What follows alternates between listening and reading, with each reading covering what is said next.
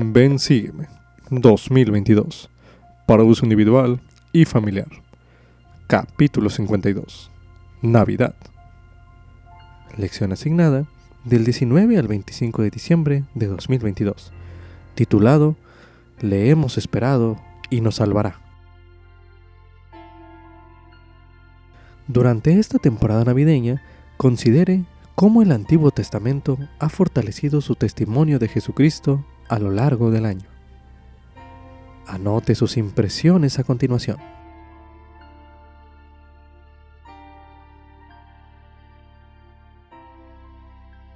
El Antiguo Testamento transmite un espíritu de anhelosa expectativa. En ese sentido, se asemeja a la época navideña. Desde Adán y Eva, los patriarcas, profetas, poetas y personas del Antiguo Testamento esperaron anhelosamente que llegaran tiempos mejores, colmados de esperanza por la renovación y la liberación que haría el Mesías. Y los israelitas con frecuencia necesitaban tal esperanza, ya fuera que estuvieran en la servidumbre en Egipto o en Babilonia, o en la servidumbre de sus propios pecados o rebeliones. En toda circunstancia, los profetas les recordaban que vendría un Mesías, un libertador, a proclamar libertad a los cautivos. Dicha esperanza comenzó a concretarse cuando Jesucristo nació en Belén. El poderoso libertador de Israel nació en un establo y se le recostó en un pesebre.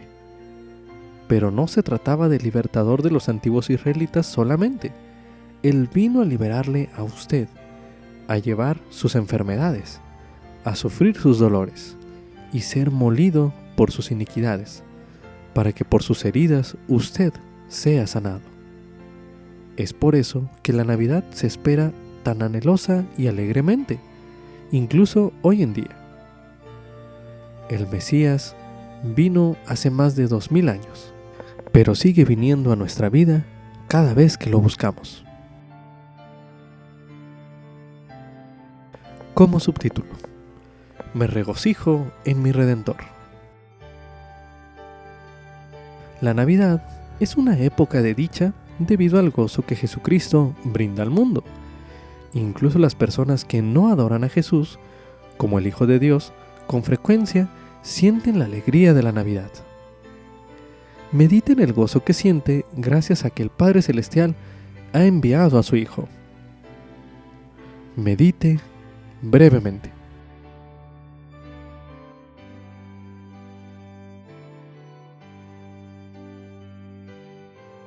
Siglos antes de que naciera el Salvador, los profetas del Antiguo Testamento también sentían gozo al hablar del Mesías que vendría. Se recomienda leer algunos de los siguientes pasajes que se leerán a continuación y piense por qué habrán sido valiosos para quienes esperaban anhelosamente la misión del Salvador. A continuación se leerá Salmos, capítulo 35, el versículo 9, donde se menciona: Y mi alma se regocijará en Jehová, se regocijará en su salvación. A continuación se leerá Isaías capítulo 25, los versículos del 8 al 9, que dicen lo siguiente: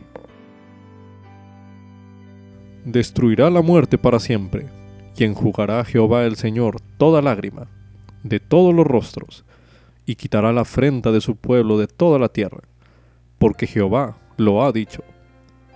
Y se dirá en aquel día: He aquí, este es nuestro Dios, le hemos esperado, y nos salvará. Este es Jehová, le hemos esperado, nos gozaremos y nos alegraremos en su salvación. A continuación se leerá Isaías, capítulo 44, los versículos del 21 al 24, que dicen lo siguiente: Acuérdate de esto, oh Jacob, e Israel, porque mi siervo eres, yo te formé, siervo mío eres tú. Israel, no me olvidaré de ti. Yo deshice como a nube tus transgresiones, y como a niebla tus pecados. Vuélvete a mí, porque yo te redimí. Cantad loores, oh cielos, porque Jehová lo hizo, Gritad con júbilo, lugares bajos de la tierra. Prorrumpid en alabanza, montes, bosque y todo árbol que hay en él, porque Jehová redimió a Jacob, y en Israel se glorifica. Así dice Jehová, tu Redentor, que te formó desde el vientre. Yo, Jehová, que lo hago todo, que despliego yo solo los cielos, que extiendo la tierra por mí mismo.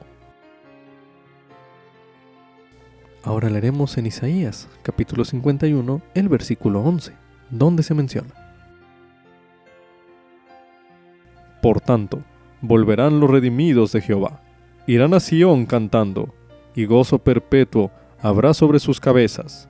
Obtendrán gozo y alegría, y el dolor y el gemido huirán.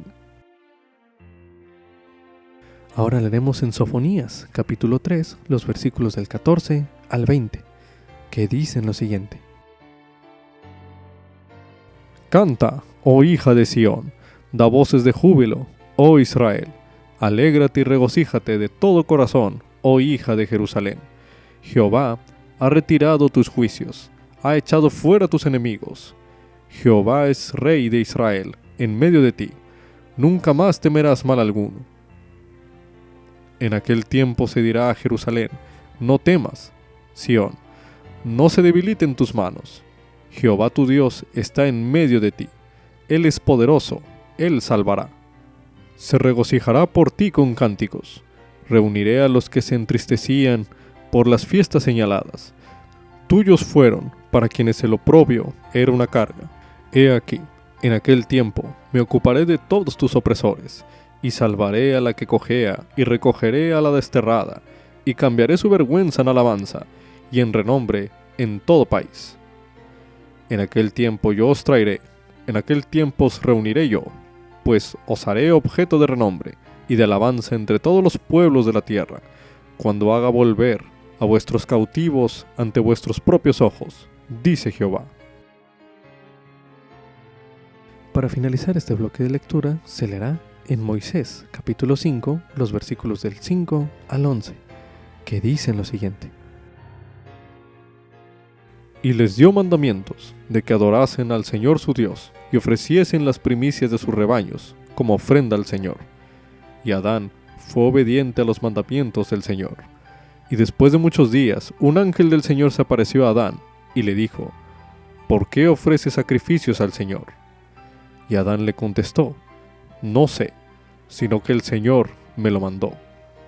Entonces el ángel le habló diciendo: Esto es una semejanza del sacrificio del unigénito del Padre, el cual es lleno de gracia y de verdad. Por consiguiente, harás todo cuanto hicieres en el nombre del Hijo, y te arrepentirás e invocarás a Dios en el nombre del Hijo para siempre jamás. Y en ese día descendió sobre Adán el Espíritu Santo, que da testimonio del Padre y del Hijo, diciendo: Soy el unigénito del Padre desde el principio, desde ahora y para siempre, para que así como has caído puedas ser redimido, y también todo el género humano, sí, cuantos quieran. Y Adán bendijo a Dios en ese día, y fue lleno, y empezó a profetizar concerniente a todas las familias de la tierra, diciendo: Bendito sea el nombre de Dios, por causa de mi transgresión se han abierto mis ojos, y tendré gozo en esta vida, y en la carne de nuevo veré a Dios. Y Eva su esposa oyó todas estas cosas, y se regocijó diciendo: De no haber sido por nuestra transgresión, nunca habríamos tenido posteridad, ni hubiéramos conocido jamás el bien y el mal, ni el gozo de nuestra redención, ni la vida eterna que Dios concede a todos los que son obedientes. Medite a continuación. ¿Por qué cree usted que estos pasajes de las Escrituras habrían sido valiosos para quienes esperaban anhelosamente la misión del Salvador? Medite brevemente.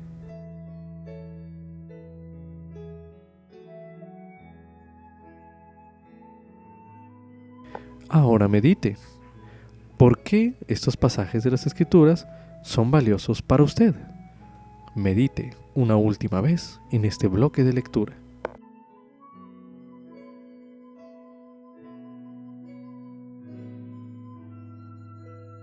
También se recomienda estudiar el mensaje El gozo y la supervivencia espiritual, por el presidente Russell M. Nelson, en aquel entonces presidente del Quórum de los 12 Apóstoles.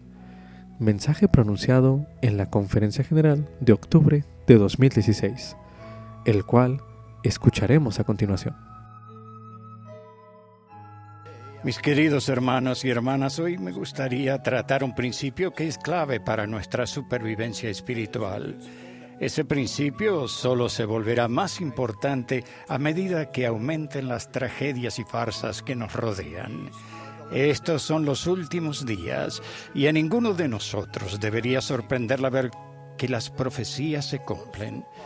Muchos profetas, tales como Isaías, Pablo, Nefi, Mormón, previeron los tiempos peligrosos que vendrían, que en nuestra época todo el mundo estaría en conmoción, que los hombres serían amadores de sí mismos, sin afecto natural, amadores de los deleites más que de Dios, y que muchos se convertirían en siervos de Satanás y defenderían la obra del adversario. Ciertamente ustedes y yo luchamos contra los gobernadores de las tinieblas de este mundo y contra las fuerzas espirituales de maldad en las regiones celestes. A medida que los conflictos escalan entre las naciones, los cobardes terroristas asedian a los inocentes y la corrupción es cada vez más común en todo, tanto en el ámbito comercial como en el gubernamental. ¿Qué puede ayudarnos? ¿Qué puede ayudarnos a cada uno de nosotros con nuestras luchas personales y con el desafío riguroso de vivir en los últimos días? El profeta Ley enseñó un principio para la supervivencia espiritual. Primero, consideren sus circunstancias. Él había sufrido persecución en Jerusalén por predicar la verdad y el Señor le mandó dejar sus posesiones y huir al desierto con su familia. Vivió en una tienda y sobrevivió con la comida que encontraban en el camino hacia un destino desconocido. Vio a dos de sus hijos, Lamán y Lemuel, rebelarse contra las enseñanzas del Señor y atacar a Nefi y a Sam, sus hermanos. Claramente, Ley conocía la oposición, la ansiedad, la pena, el dolor, la decepción y el pesar. Y aún así declaró con audacia y sin reserva un principio que le reveló el Señor. Existen los hombres para que tengan gozo. Imagínense, de todas las palabras que podría haber empleado para describir la naturaleza y el propósito de nuestra vida en la mortalidad, Él escogió la palabra gozo. La vida está llena de desvíos y callejones sin salidas, pruebas y dificultades.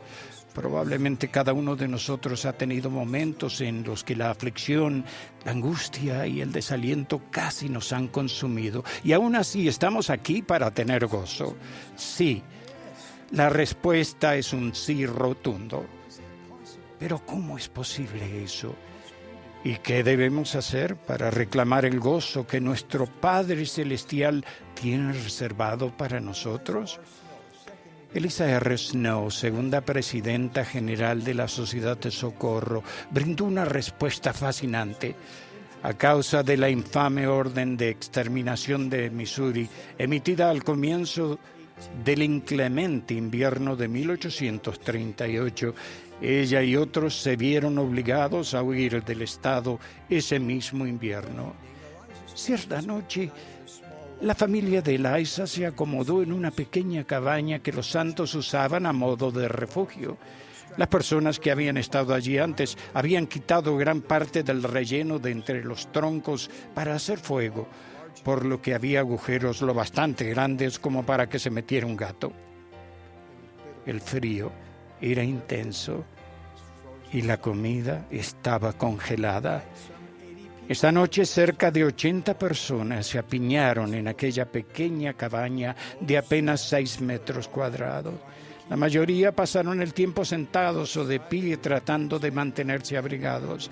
Afuera, un grupo de hombres se reunieron alrededor de una gran fogata. Algunos cantaban himnos y otros asaban papas congeladas. Eliza registró: no se oyó ni una queja. Todos estaban alegres y a juzgar por las apariencias, si alguien nos hubiera visto, nos habría tomado por excursionistas más que por un grupo de exiliados por órdenes del gobierno. El informe que Elisa escribió acerca de aquella noche agotadora y gélida fue sorprendentemente optimista. Ella declaró: fue una noche muy feliz. Nadie, sino los santos, pueden ser felices en cualquier circunstancia. Eso es, los santos pueden ser felices en cualquier circunstancia. Podemos sentir gozo aun cuando tengamos un mal día, una mala semana o hasta un mal año. Mis queridos hermanos y hermanas, el gozo que sentimos tiene poco que ver con las circunstancias de nuestra vida y mucho con el enfoque de nuestra vida. Cuando nos centramos en el plan de salvación de Dios, en Jesucristo y en su Evangelio, como mencionó el presidente Monson, podemos sentir gozo independientemente de lo que suceda o no suceda en nuestra vida. El gozo proviene de Él y gracias a Él es la fuente de todo gozo. Lo sentimos en Navidad cuando cantamos «Regocijad, Jesús nació». Y podemos sentirlo el resto del año. Para los santos de los últimos días, Jesucristo es gozo. Esa es la razón por la que los misioneros dejan sus hogares para predicar su evangelio. La meta de ellos no es aumentar el número de miembros de la iglesia, sino enseñar y bautizar para llevar gozo a la gente de todo el mundo. Así como el Salvador nos ofrece una paz que sobrepasa todo entendimiento, también nos ofrece una intensidad, una profundidad y una amplitud de gozo que desafía la lógica humana o comprensión mortal. Por ejemplo, no parece posible sentir gozo cuando un hijo padece una enfermedad incurable, o cuando perdemos el empleo, o cuando nuestro cónyuge nos traiciona. Sin embargo, ese es precisamente el gozo que ofrece el Salvador. Su gozo es constante, asegurándonos que nuestras aflicciones no serán más que por un breve momento y que serán consagrados para nuestro provecho. Entonces, ¿cómo podemos reclamar ese gozo? Podemos empezar por poner nuestra vista en Jesús, el autor y consumador de la fe en todo pensamiento. Podemos dar gracias por Él en nuestras oraciones y al observar los convenios que hemos hecho con Él y con nuestro Padre Celestial. A medida que le supliquemos que nos dé más gozo, el Salvador llegará a ser más real para nosotros. El gozo es poderoso y centrarse en él hace que el poder de Dios llegue a nuestra vida. Como en todas las cosas, Jesucristo es nuestro máximo ejemplo, quien, por el gozo puesto delante de él, sufrió la cruz. Piensen en ello. Para poder soportar la experiencia más dolorosa jamás padecida en la tierra, el Salvador se centró en el gozo. ¿Y cuál fue el gozo puesto ante él?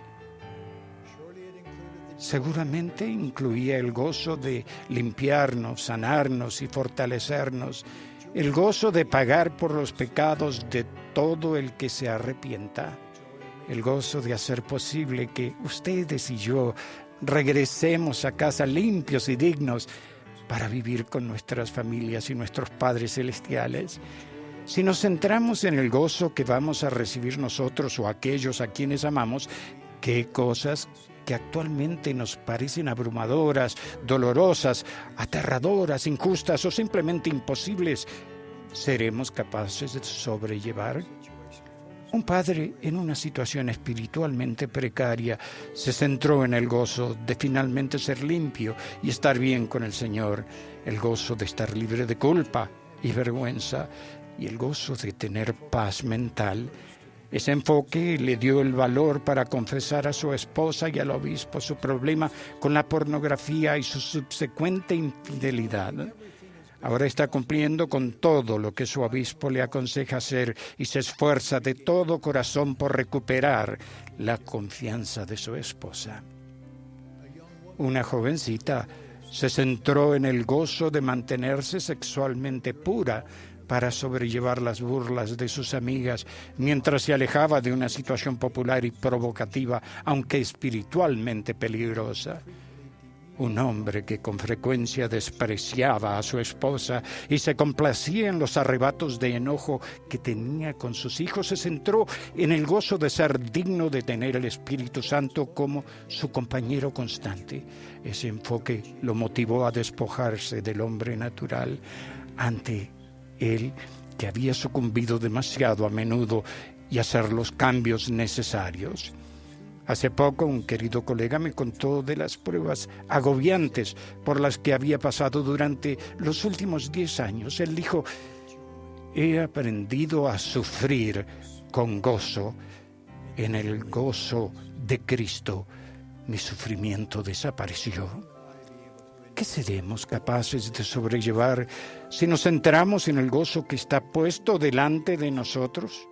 ¿Qué arrepentimiento será posible? ¿Qué debilidad se tornará en fortaleza? ¿Qué disciplina se convertirá en una bendición? ¿Qué decepciones, incluso tragedias, serán para nuestro bien? ¿Y qué servicio difícil seremos capaces de brindarle al Señor? Cuando nos centramos diligentemente en el Salvador y seguimos su modelo de centrarnos en el gozo, necesitamos evitar aquello que pueda interrumpir nuestro gozo. ¿Se acuerdan de Corior, el anticristo? Corior fue de un lugar a otro diciendo muchas falsedades sobre el Salvador hasta que fue llevado ante el sumo sacerdote, que le preguntó: ¿por qué andas pervirtiendo las vías del Señor? ¿Por qué enseñas a este pueblo que no habrá Cristo para interrumpir su gozo? Todo lo que se oponga a Cristo o su doctrina interrumpe nuestro gozo. Eso influye las filosofías de los hombres, tan abundantes en línea y en la blosgófera, que hacen exactamente lo que hacía Corior. Si ponemos la vista en el mundo y seguimos sus fórmulas para la felicidad, jamás conoceremos el gozo. Los injustos pueden experimentar cualquier número de emociones y sensaciones, pero jamás experimentarán gozo. El gozo es un don para el que es fiel. Es el don que proviene de tratar de forma intencional de vivir una vida de rectitud, como enseñó Jesucristo. Él nos enseñó cómo tener gozo. Cuando elegimos al Padre Celestial para que sea nuestro Dios, y cuando sintamos la expiación del Salvador obrando en nuestra vida, seremos llenos de gozo. Cada vez que nutrimos a nuestro cónyuge y guiamos a nuestros hijos, cada vez que perdonamos a alguien o pedimos su perdón, podemos sentir gozo. Cada día que escojamos vivir leyes celestiales, cada día que observemos nuestros convenios y ayudemos a los demás a hacer lo mismo, el gozo será nuestro. Den oído a estas palabras del salmista: a Jehová he puesto siempre delante de mí, porque está a mi diestra. No seré conmovido. En su presencia hay plenitud de gozo. Cuando este principio esté grabado en nuestro corazón, cada día puede ser un día de gozo y alegría. De ello testifico en el sagrado nombre de Jesucristo. Amén. Como subtítulo: los símbolos me ayudan a recordar a Jesucristo. Muchas de las tradiciones relacionadas con la Navidad tienen significados simbólicos que hacen referencia a Cristo. Las decoraciones en forma de estrella representan la estrella fulgurante que brillaba la noche del nacimiento de Jesús, por ejemplo. Las personas que cantan villancicos nos recuerdan a los ángeles que se aparecieron a los pastores. Al estudiar el Antiguo Testamento este año, tal vez haya notado muchos símbolos del Salvador. A continuación se enumeran algunos de ellos. Se recomienda, si lo desea, estudiarlos y escribir a continuación lo que le enseñan a usted en cuanto al Salvador. El primero de los símbolos es el Cordero. Referente a ello, a continuación se leerá Génesis, capítulo 22, el versículo 8, donde se menciona: Y respondió Abraham: Dios se proveerá del Cordero para el holocausto, hijo mío. E iban juntos. A continuación se leerá en Éxodo, capítulo 12, el versículo 5, donde se menciona: El cordero será sin defecto, macho de 1 año, lo tomaréis de las ovejas o de las cabras.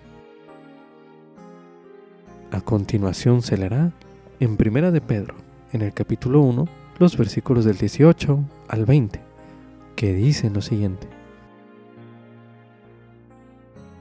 Sabiendo que habéis sido rescatados de vuestra vana conducta, la cual recibisteis por tradición de vuestros padres, no con cosas corruptibles, como oro o plata, sino con la sangre preciosa de Cristo, como de un cordero sin mancha y sin contaminación, ya ordenado desde antes de la fundación del mundo, pero manifestado en los postreros tiempos, por amor a vosotros.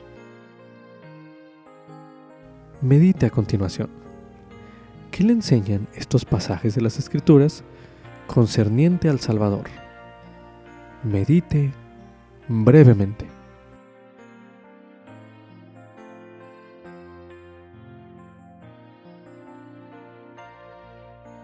Otro símbolo del Salvador en el Antiguo Testamento es el maná. Concerniente a ello, a continuación se leerá en Éxodo, capítulo 16, los versículos 4, del 12 al 21 y el versículo 31, los cuales dicen lo siguiente: Y Jehová dijo a Moisés: He aquí, yo os haré llover pan del cielo, y el pueblo saldrá y recogerá diariamente la porción de 1 día, para que yo lo pruebe si anda en mi ley o no. Yo he oído las murmuraciones de los hijos de Israel. Háblales y diles: Al caer la tarde comeréis carne, y por la mañana os saciaréis de pan, y sabréis que yo soy Jehová vuestro Dios. Y aconteció que al llegar el atardecer, subieron codornices que cubrieron el campamento, y por la mañana descendió rocío alrededor del campamento. Y cuando el rocío cesó de descender, he aquí, sobre la faz del desierto una cosa menuda, redonda, menuda como la escarcha sobre la tierra. Y al verla los hijos de Israel, se dijeron unos a otros: ¿Qué es esto? Porque no sabían qué era. Entonces Moisés les dijo: Es el pan que Jehová os da para comer. Esto es lo que Jehová ha mandado: recoged de él, cada uno según lo que pueda comer, 1 gomer por cabeza, conforme al número de vuestras personas. Tomará cada uno para los que están en su tienda. Y los hijos de Israel lo hicieron así, y recogieron unos más, otros menos, y lo medían por gomer, y no le sobró al que había recogido mucho, ni le faltó al que había recogido poco. Cada uno recogió conforme a lo que había de comer. Y les dijo Moisés: Ninguno deje nada de ello para mañana. Mas ellos no obedecieron a Moisés, sino que algunos dejaron de ello para el otro día. Y crió gusanos, y hedió, y se enojó contra ellos Moisés. Y lo recogían cada mañana, cada uno según lo que había de comer, y luego que el sol calentaba, se derretía. Y la casa de Israel lo llamó maná, y era como semillas de culantro, blanco, y su sabor como de hojuelas con miel. A continuación se leerá en Deuteronomio, en el capítulo 8, el versículo 3, donde se menciona: Y te humilló, y te hizo sufrir hambre, y te sustentó con maná, comida que tú no conocías, ni tus padres la habían conocido, para hacerte saber que no solo de pan vivirá el hombre, sino de todo lo que sale de la boca de Jehová vivirá el hombre. A continuación se leerá en el libro de Juan, en el capítulo 6, los versículos del 30 al 40, que dicen lo siguiente. Entonces le dijeron, ¿qué señal pues haces tú para que veamos y te creamos? ¿Qué obra haces? Nuestros padres comieron el maná en el desierto, como está escrito, pan del cielo les dio a comer. Y Jesús les dijo, de cierto os digo, no os dio Moisés el pan del cielo, sino mi Padre os da el verdadero pan del cielo. Porque el pan de Dios es aquel que descendió del cielo y da vida al mundo. Y le dijeron, Señor, danos siempre este pan. Y Jesucristo les dijo, yo soy el pan de vida. El que a mí viene nunca tendrá hambre, y el que en mí cree no tendrá sed jamás. Pero ya os he dicho que aunque me habéis visto, no creéis. Todo lo que el Padre me da, vendrá a mí, y al que a mí viene, no le echaré fuera, porque he descendido del cielo, no para hacer mi voluntad, sino la voluntad del que me envió. Y esta es la voluntad del Padre que me envió, que todo lo que me ha dado no lo pierda, sino que lo resucite en el día postrero. Y esta es la voluntad del que me ha enviado, que todo aquel que ve al Hijo y cree en Él tenga vida eterna, y yo le resucitaré en el día postrero. Medite a continuación. ¿Qué le enseñan estos pasajes concerniente al Salvador? Medite brevemente.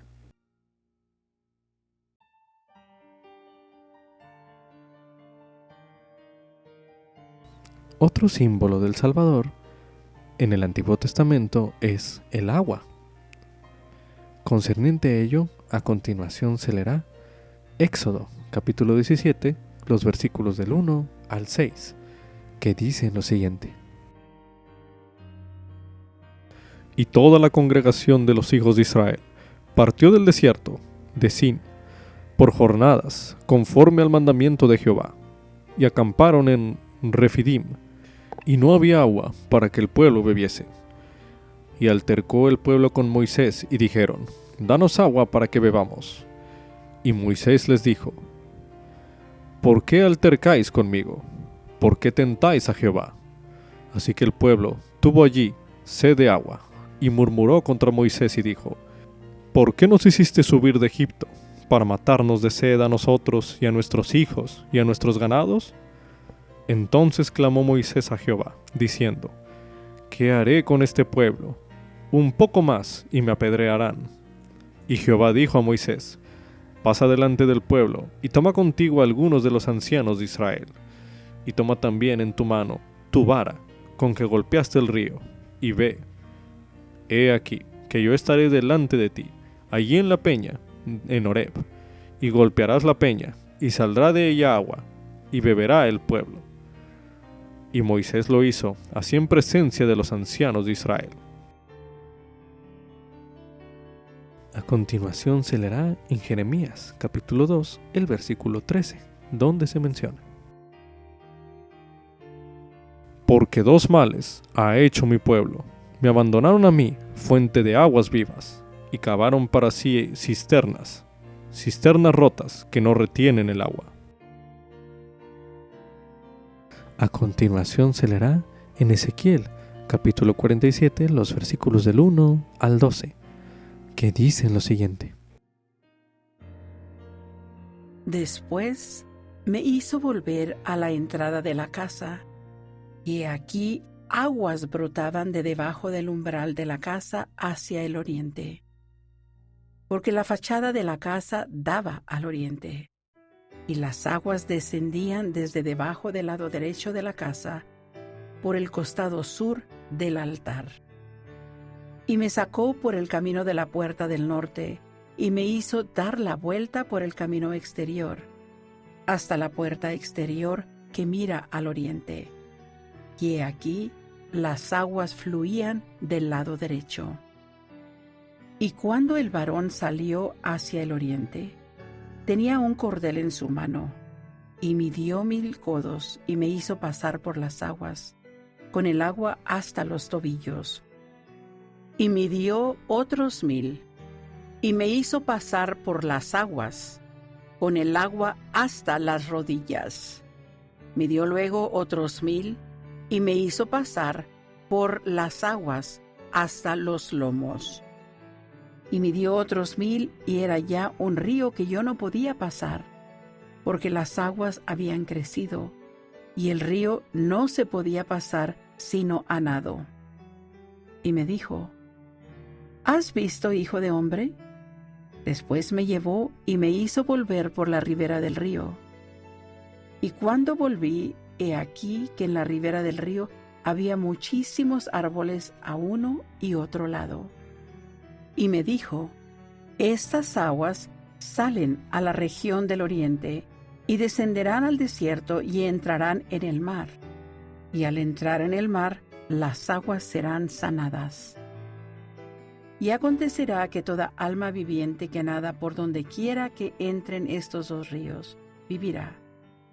Y habrá muchísimos peces por haber entrado allá estas aguas, pues serán sanadas. Y vivirá todo lo que entre en este río. Y sucederá que junto a él habrá pescadores, y desde En-Gadi hasta en Eglaim será tendedero de redes, y los peces según su especie serán tan abundantes como los del mar grande. Sus pantanos y sus lagunas no serán sanados, quedarán para salinas. Y junto al río en la ribera a uno y otro lado, crecerá toda clase de árboles frutales. Sus hojas nunca caerán, ni faltará su fruto. A su tiempo madurará. Porque sus aguas salen del santuario, y su fruto será para comer, y sus hojas para medicina. A continuación se leerá en Juan, capítulo 4, los versículos del 7 al 14, que dicen lo siguiente. Vino una mujer de Samaria a sacar agua, y Jesús le dijo: «Dame de beber», pues sus discípulos habían ido a la ciudad a comprar algo de comer. Y la mujer samaritana le dijo: «¿Cómo tú, siendo judío, me pides a mí de beber, que soy mujer samaritana? Porque los judíos no se tratan con los samaritanos». Respondió Jesús y le dijo: «Si conocieses el don de Dios, ¿y quién es el que te dice, dame de beber? Tú le pedirías a él, y él te daría agua viva». La mujer le dijo: «Señor, no tienes con qué sacarla, y el pozo es hondo. ¿De dónde pues tienes el agua viva? ¿Acaso eres tú mayor que nuestro padre Jacob, que nos dio este pozo, del cual bebieron él y sus hijos y sus ganados?» Respondió Jesús y le dijo: «Cualquiera que bebiere de esta agua, volverá a tener sed. Mas el que bebiere del agua que yo le daré, no tendrá sed jamás, sino que el agua que yo le daré será en él una fuente de agua que brote para vida eterna». Medite a continuación. ¿Qué le enseñan estos pasajes en cuanto al Salvador? Medite brevemente.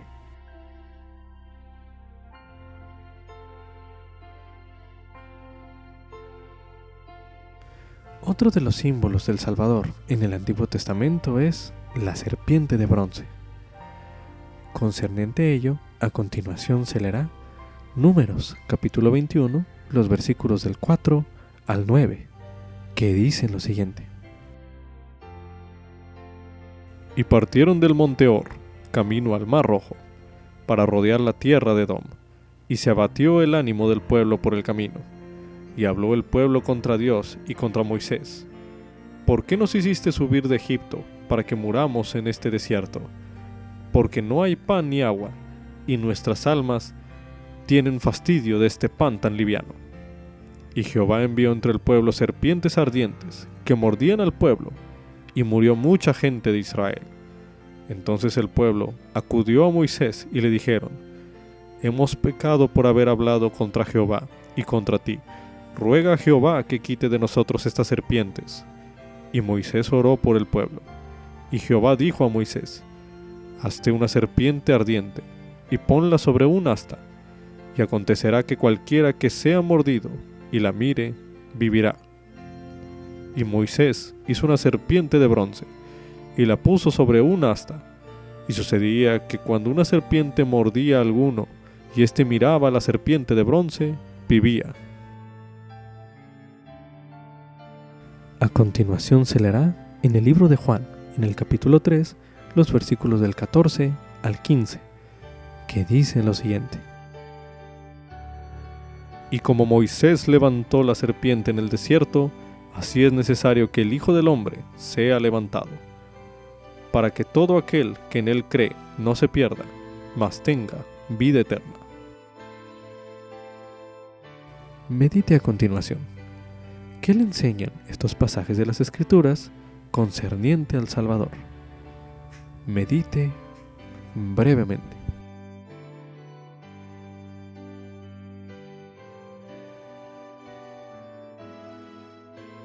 Otro de los símbolos del Antiguo Testamento que representan al Salvador es la roca. Concerniente a ello, a continuación se leerá en 1 de Samuel, en el capítulo 2, el versículo 2, donde se menciona: no hay santo como Jehová, porque no hay ninguno fuera de ti, ni hay roca como el Dios nuestro. A continuación se leerá en 2 de Samuel, en el capítulo 22, los versículos del 2 al 3, que dicen lo siguiente: y dijo: Jehová es mi roca, y mi fortaleza, y mi libertador, Dios de mi roca, en él confiaré, mi escudo y el poder de mi salvación, mi fortaleza y mi alto refugio. Salvador mío, me libras de violencia. A continuación se leerá en Isaías capítulo 28, el versículo 16, donde se menciona: por tanto, Jehová el Señor dice así: he aquí, yo soy el que ha puesto en Sión como fundamento una piedra, piedra probada, preciosa, piedra angular, cimiento estable. El que crea no se apresurará. A continuación se leerá en Efesios capítulo 2, el versículo 20, donde se menciona: edificado sobre el fundamento de los apóstoles y profetas, siendo la principal piedra del ángulo Jesucristo mismo. Medite a continuación. ¿Qué le enseñan estos pasajes de las Escrituras en cuanto al Salvador? Medite brevemente.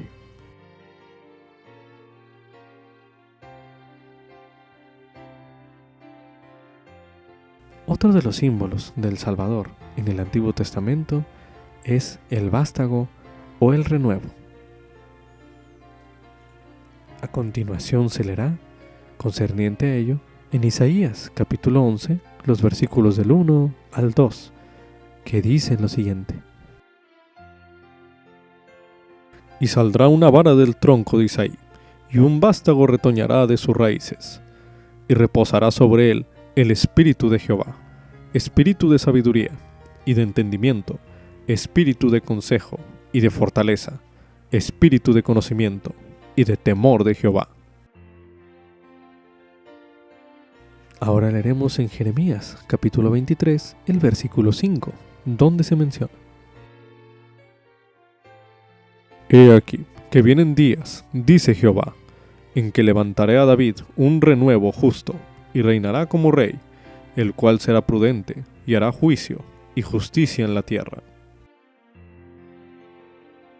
Ahora leeremos en Jeremías, capítulo 33, el versículo 15, donde se menciona: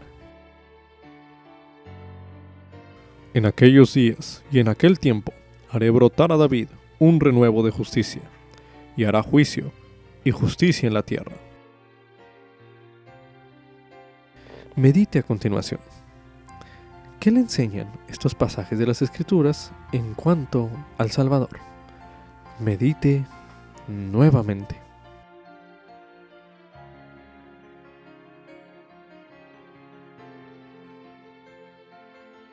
Otro de los símbolos que representan al Salvador en el Antiguo Testamento es la luz. Concerniente a ello, a continuación se leerá en el Salmo 27, el versículo 1, donde se menciona: Jehová es mi luz y mi salvación. ¿A quién temeré? Jehová es mi fortaleza de mi vida. ¿De quién he de atemorizarme? A continuación se leerá en Isaías, capítulo 9, el versículo 2, donde se menciona: El pueblo que andaba en tinieblas vio gran luz, y a los que moraban en tierra de sombra de muerte, luz resplandeció sobre ellos. Ahora leeremos en Isaías, capítulo 60, el versículo 19, donde se menciona: El sol nunca más te servirá de luz para el día, ni el resplandor de la luna te alumbrará, sino que Jehová te será luz eterna, y el Dios tuyo, tu gloria. A continuación se leerá en Miqueas, capítulo 7, el versículo 8, donde se menciona: Tú, enemiga mía, no te alegres de mí, porque aunque caí, he de levantarme. Aunque more en tinieblas, Jehová será mi luz. Ahora leeremos en el libro de Juan, en el capítulo 8, el versículo 12, donde se menciona: Y Jesús les habló otra vez, diciendo: Yo soy la luz del mundo. El que me sigue no andará en tinieblas, sino que tendrá la luz de la vida. Medite a continuación. ¿Qué le enseñan estos pasajes de las Escrituras en cuanto al Salvador? Medite brevemente.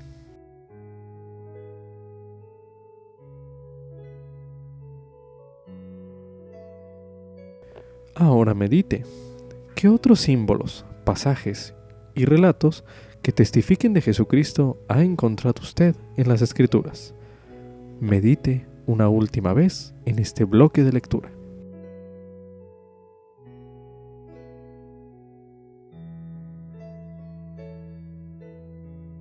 A continuación se leerá segundo Nefi, capítulo 11, el versículo 4, donde se menciona: He aquí, mi alma se deleita en comprobar a mi pueblo la verdad de la venida de Cristo, porque con este fin se ha dado la ley de Moisés, y todas las cosas que han sido dadas por Dios al hombre desde el principio del mundo son símbolo de él. Ahora leeremos en Mosía, capítulo 3, los versículos del 14 al 15, que dicen lo siguiente: Con todo, el Señor Dios vio que su pueblo era gente de dura cerviz, y les designó una ley, sí, la ley de Moisés, y les mostró muchas señales, y maravillas, y símbolos, y figuras, concernientes a su venida. Y también les hablaron santos profetas referente a su venida, y sin embargo, endurecieron sus corazones, y no comprendieron que la ley de Moisés nada logra, salvo que sea por la expiación de su sangre. Para finalizar este bloque de lectura, se leerá en Moisés, capítulo 6, el versículo 63, donde se menciona: Y he aquí, todas las cosas tienen su semejanza, y se han creado y hecho todas las cosas para que den testimonio de mí, tanto las que son temporales como las que son espirituales, cosas que hay arriba en los cielos, cosas que están sobre la tierra, cosas que están en la tierra, y cosas que están debajo de la tierra, tanto arriba como abajo, todas las cosas testifican de mí.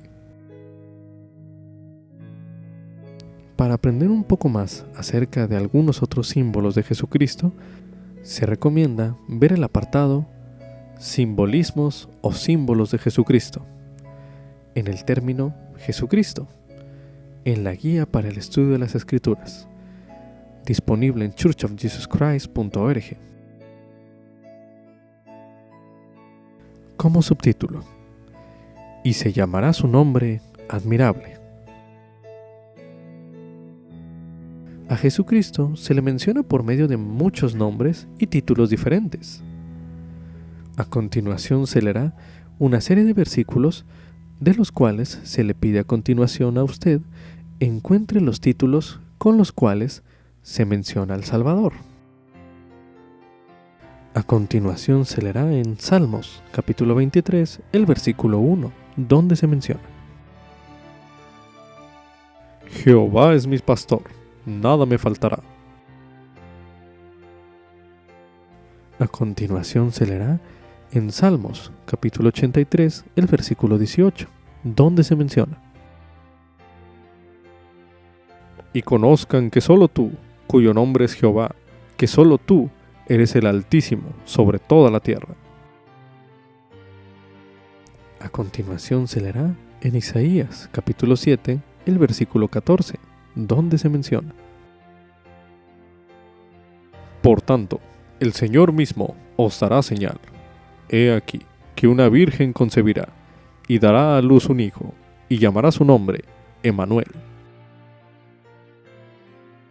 A continuación se leerá en Isaías, capítulo 9, el versículo 6, donde se menciona: porque un niño nos es nacido, hijo nos es dado, y el principado estará sobre su hombro, y se llamará su nombre Admirable, Consejero, Dios fuerte, Padre eterno, Príncipe de paz. Ahora leeremos en Isaías, capítulo 12, el versículo 2, donde se menciona: he aquí, Dios es mi salvación, confiaré y no temeré, porque mi fortaleza y mi canción es Jehová, quien ha sido salvación para mí. Ahora leeremos en Isaías, capítulo 63, el versículo 16, donde se menciona: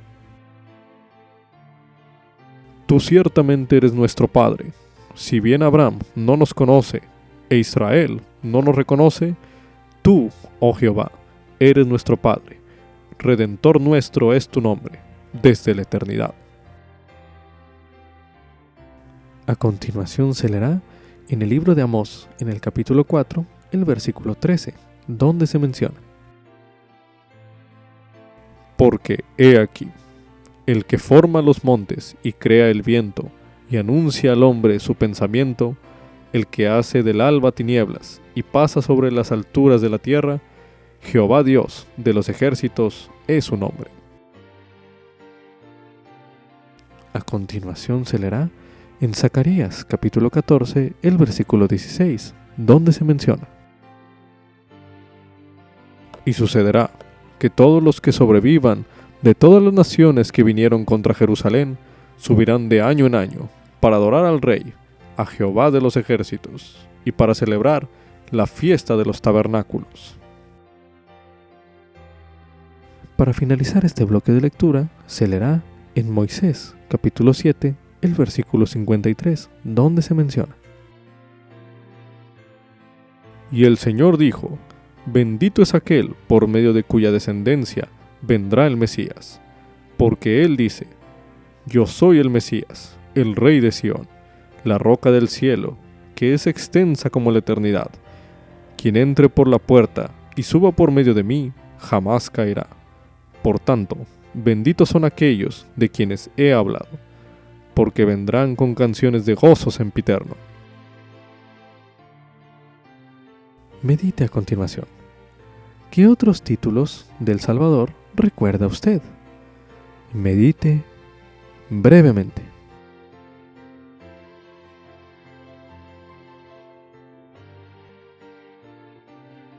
En esta época navideña, tal vez usted desee enumerar los títulos de Jesucristo que pueda hallar en los himnos navideños. Si desea, coloque pausa al video y haga este ejercicio ahora mismo.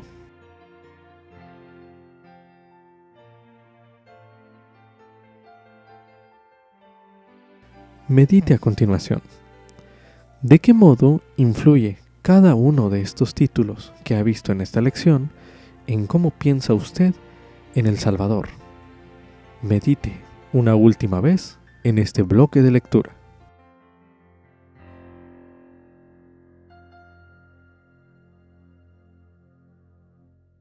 Con esto concluye Ven Sígueme 2022 para uso individual y familiar. Capítulo 52. Navidad. Lección asignada del 19 al 25 de diciembre de 2022, titulado Le hemos esperado y nos salvará. Fin del audiolibro.